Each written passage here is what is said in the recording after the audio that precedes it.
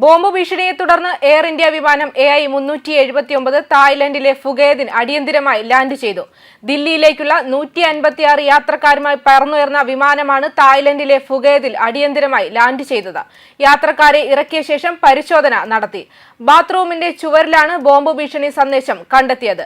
പ്രാഥമിക പരിശോധനയിൽ ബോംബെന്ന് തോന്നിക്കുന്ന ഒന്നും കണ്ടെത്താൻ കഴിഞ്ഞിട്ടില്ല. വ്യാജ ബോംബ് ഭീഷണിയെന്നാണ് നിഗമനങ്ങൾ. അതേസമയം അഹമ്മദാബാദ് വിമാനാപകടം സ്ഥിതിഗതികൾ വിലയിരുത്താൻ പ്രധാനമന്ത്രി നരേന്ദ്രമോദി അഹമ്മദാബാദിൽ എത്തിയിട്ടുണ്ട്.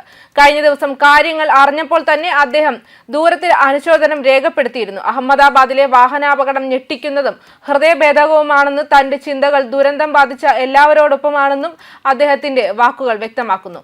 വാക്കുകൾക്ക് വിവരിക്കാനാകാത്ത വിധം ഹൃദയഭേദകമാണിത്. ഈ ദുഃഖകരമായ സമയത്ത് എന്റെ ചിന്തകൾ ദുരന്തം ബാധിച്ച എല്ലാവരോടും ഒപ്പമാണ്. ദുരിതബാധിതരെ സഹായിക്കാനായി രംഗത്തുള്ള മന്ത്രിമാരുമായും അധികാരികളുമായും ബന്ധപ്പെട്ടിട്ടുണ്ടെന്നും അദ്ദേഹം വ്യക്തമാക്കിയിരുന്നു. ദുരന്തമുഖത്ത് പ്രധാനമന്ത്രിയുടെ സാന്നിധ്യം അപകടത്തിൽപ്പെട്ട ചികിത്സയിലെത്തിയവർക്ക് ആശ്വാസം പകർന്നതാകും. അവർക്ക് ധൈര്യം പകരാൻ അദ്ദേഹത്തിന് സാധിക്കുമെന്നതാണ് പ്രധാനം. അദ്ദേഹത്തിനൊപ്പം സിവിൽ വ്യോമയാന മന്ത്രി രാം എം നായിഡുവും സഹമന്ത്രി മുരളീധരൻ മൊഹോളും പ്രധാനമന്ത്രിക്കൊപ്പമുണ്ട്. അപകടത്തിൽപ്പെട്ടവരുടെ ബന്ധുക്കൾ അടിയന്തരമായി DNA സാമ്പിളുകൾ നൽകണമെന്ന് ഗുജറാത്ത് സർക്കാർ അഭ്യർത്ഥിച്ചിരുന്നു. ദുരന്തം അന്വേഷിക്കാൻ എയർക്രാഫ്റ്റ് ആക്സിഡന്റ് ഇൻവെസ്റ്റിഗേഷൻ ബ്യൂറോ സംഘം അഹമ്മദാബാദിലെത്തി. അന്താരാഷ്ട്ര പ്രോട്ടോകോൾ പാലിച്ചാണ് അന്വേഷണം. US ഏജൻസികളും ഇതിൽ പങ്കാളികളാകും. ഇന്നലെ നടന്ന വിമാന ദുരന്തത്തിൽ 265 പേർക്ക് ജീവൻ നഷ്ടമായി. വിമാനത്തിലെ യാത്രക്കാരിൽ ഒരാൾ മാത്രമാണ് അത്ഭുതകരമായി രക്ഷപ്പെട്ടത്. 11A സീറ്റിൽ യാത്ര ചെയ്തിരുന്ന രമേഷ് വിശ്വാസ് കുമാറാണ് രക്ഷപ്പെട്ടത്. വിമാനത്തിൽ 169 ഇന്ത്യൻ പൗരന്മാരും 53 ബ്രിട്ടീഷ് പൗരന്മാരും 7 പോർച്ചുഗീസ് പൗരന്മാരും ഒരു കനേഡിയൻ പൗരനും ഉണ്ടായിരുന്നു. ലണ്ടനിലേക്ക് പോകുന്ന വിമാനം ടേക്ക് ഓഫിനിടെ അഹമ്മദാബാദ് വിമാനത്താവളത്തിന് സമീപമുള്ള ആശുപത്രി കെട്ടിടത്തിന് മുകളിലേക്ക് തകർന്നു വീഴുകയായിരുന്നു. അപകടത്തിൽ ജീവൻ നഷ്ടപ്പെട്ടവരുടെ കുടുംബങ്ങൾക്ക് ടാറ്റ ഗ്രൂപ്പ് 1 കോടി രൂപ നഷ്ടപരിഹാരം പ്രഖ്യാപിച്ചിട്ടുണ്ട്. അതേസമയം വിമാനാപകടത്തിൽ മരിച്ച പത്തനംതിട്ട പുല്ലാട് സ്വദേശി രഞ്ജിതയുടെ ഇളയ സഹോദരൻ DNA പരിശോധനയ്ക്കായി ഇന്ന് അഹമ്മദാബാദിലേക്ക് തിരിക്കും. മൃതദേഹം പൂർണ്ണമായും കത്തിക്കരിഞ്ഞ നിലയിലായതിനാൽ തിരിച്ചറിയാൻ DNA പരിശോധന അനിവാര്യമാണ്.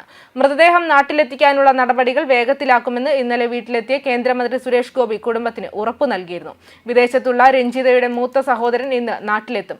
2 മക്കളും രോഗിയായ അമ്മയുമാണ് വീട്ടിലുള്ളത്. അഹമ്മദാബാദിൽ തകർന്നു വീണ ബോയിങ് 787 ഡ്രീം ലൈൻ വിമാനത്തിന്റെ ബ്ലാക്ക് ബോക്സ് കണ്ടെത്തിയിട്ടുണ്ട്. അപകടം നടന്ന് 9 മണിക്കൂറിന് ശേഷമാണ് ബ്ലാക്ക് ബോക്സ് കണ്ടെത്തിയത്. ബ്ലാക്ക് ബോക്സ് കണ്ടെത്തിയതോടെ അപകടത്തിന്റെ കാരണം കണ്ടെത്താനാകുമെന്നാണ് കരുതുന്നത്. വിമാനത്തിന്റെ പിൻഭാഗം കത്താതിരുന്നതിനാലാണ് വേഗത്തിൽ ബ്ലാക്ക് ബോക്സ് കണ്ടെത്താനായത്. അന്വേഷണ ഉദ്യോഗസ്ഥനാണ് കണ്ടെടുത്തത്. അപകടത്തിന് തൊട്ടു മുൻപ് പൈലറ്റുമാർ സംസാരിച്ചതടക്കം ബ്ലാക്ക് ബോക്സിൽ നിന്ന് കണ്ടെത്താം. വിമാനത്തിന് എന്തെങ്കിലും സാങ്കേതിക തകരാർ സംഭവിച്ചോ എന്നും ബ്ലാക്ക് ബോക്സ് പരിശോധനയിലൂടെ അറിയിക്കാനാകുമെന്നാണ് കരുതുന്നത്. അപകടത്തിൽ മരിച്ചവരുടെ 265 മൃതദേഹങ്ങൾ സിവിൽ ആശുപത്രിയിൽ എത്തിച്ചതായി പോലീസ് അറിയിച്ചു. വാർത്താ ഏജൻസിയായ PTI ആണ് കണക്ക് പുറത്തുവിട്ടത്. ന്യൂസ് ഡെസ്ക് കർമ്മ ന്യൂസ്.